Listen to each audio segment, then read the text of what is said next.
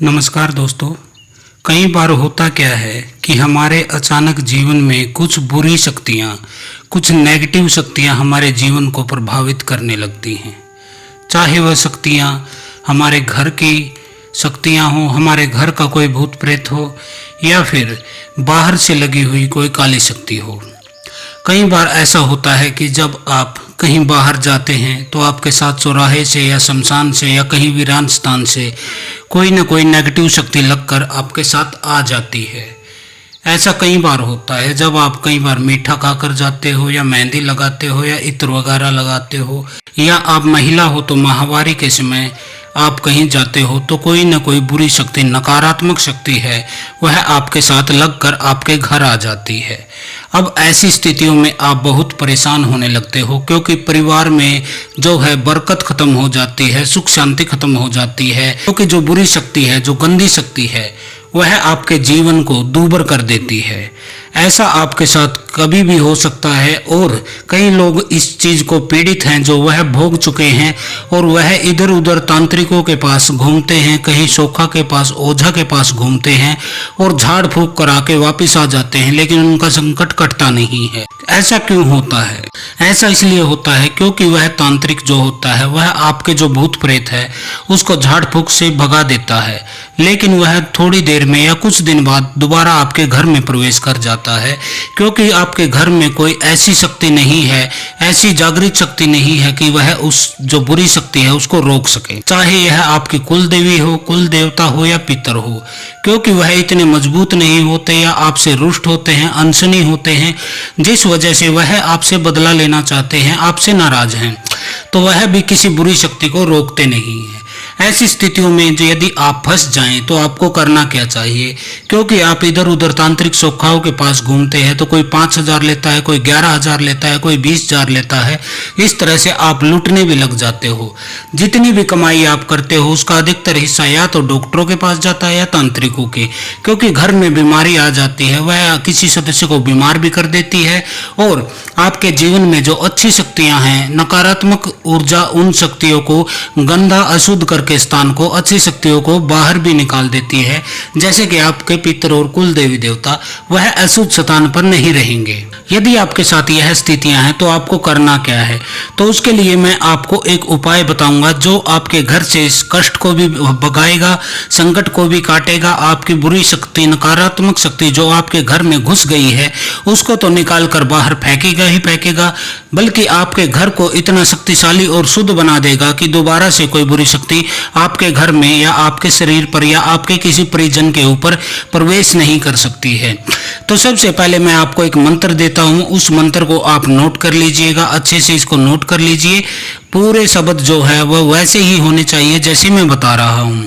तो यह हनुमान जी का मंत्र है, बहुत शक्तिशाली मंत्र है।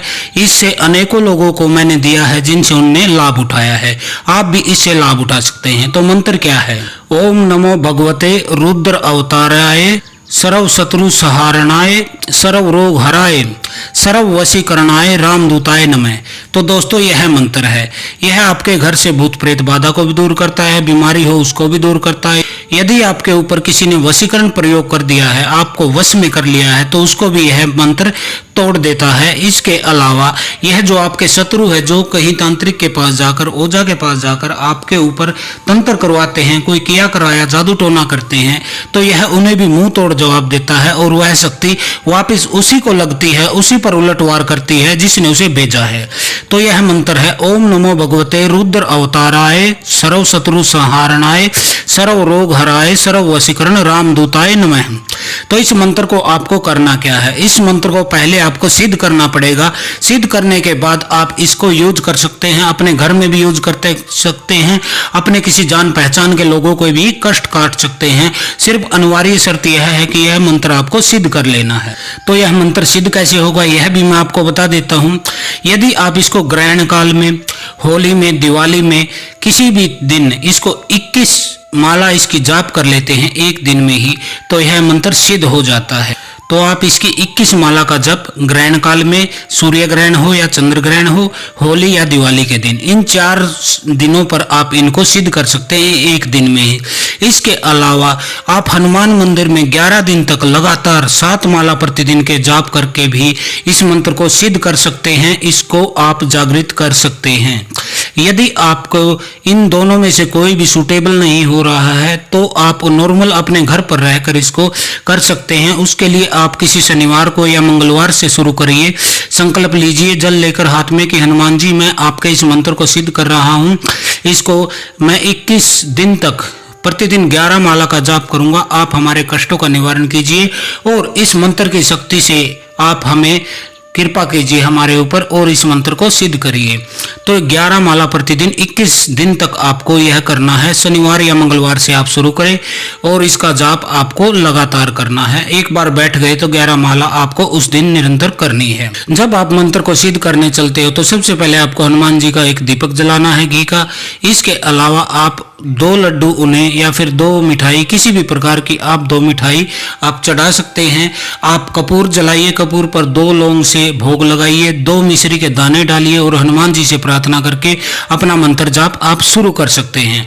जब यह मंत्र सिद्ध हो जाता है, आप इन तीनों चीजों में से एक दिन कर लेते हैं, ग्रहण काल, होली, दिवाली पे, या फिर 11 दिन तक हनुमान मंदिर में 7 माला जपे, या फिर आप 21 दिन तक 11 माला जपे। उसके बाद आपको करना क्या है, उसके बाद आपको 10वां हिस्सा, इसका 10% जो है वह आपको हवन करना है। तो उस समय आपको मंत्र ये कैसे जपना है, ओम नमो भगवते रुद्र अवताराय सर्व शत्रु सहारणाय सर्व रोग हराय सर्व वशीकरणाय रामदूत स्वाहा। यहाँ पे रामदूताय स्वाहा बोलना है, जबकि पहले मंत्र में नमः है। तो आपको इसका ख्याल रखना है। 10% आपको अपने जाप की गिनती कर लेनी है और उससे आपको हवन कर लेना है, तब यह मंत्र सिद्ध हो जाता है। अब आप इसको प्रयोग कर सकते हैं। आप इसको अपने घर पर प्रयोग कर सकते हैं, या अपने किसी रिश्तेदार के, या फिर जानकार के, या फिर आपके किसी भगत के, फॉलोअर के भी आप कष्ट इस मंत्र के द्वारा काट सकते हैं। तो उसके लिए आपको करना क्या है, उसके लिए आपको 1 किलो मोटा नमक लाना है, जो समुद्री नमक जिसे बोलते हैं, मोटा नमक होता है, जो पिसा हुआ नहीं होता। आपको टाटा का इनका नमक नहीं लेना है, पिसा हुआ नहीं लेना, मोटा नमक 1 किलो ले आइए।